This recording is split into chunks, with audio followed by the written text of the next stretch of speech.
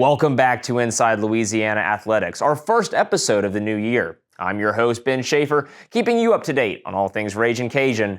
Let's get you caught up on all the action from this past week. This Thursday, men's basketball played Coastal Carolina on the road in their first game of the new year. The Cajuns trailed by 13 in the second half, but battled back with a late 10-0 run, led by Mustafa El Mutaouakil, who was the team's top scorer with 21 points. This one went down to the wire, but the Cajuns came away with the 71-68 win, the first win for interim head coach Derek Zimmerman. On Sunday, the Cajuns were handed their first loss in conference play by Georgia State. This week, the Cajuns stay in Lafayette for a pair of matchups. On Thursday, it'll be Louisiana versus Old Dominion, and on Saturday, a rivalry matchup as ULM comes to town. Both games tip off at 7 p.m. and will be streaming on ESPN+.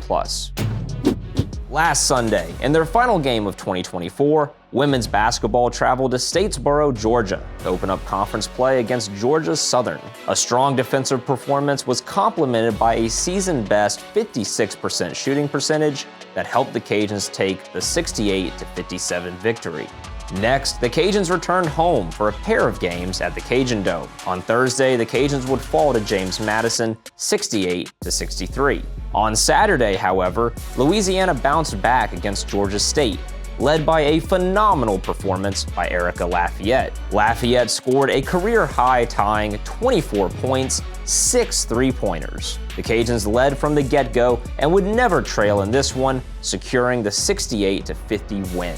With this win, the Cajuns improved to 6-6 on the year and 2-1 in conference play. This week, the Cajuns travel to face South Al on the road Thursday afternoon.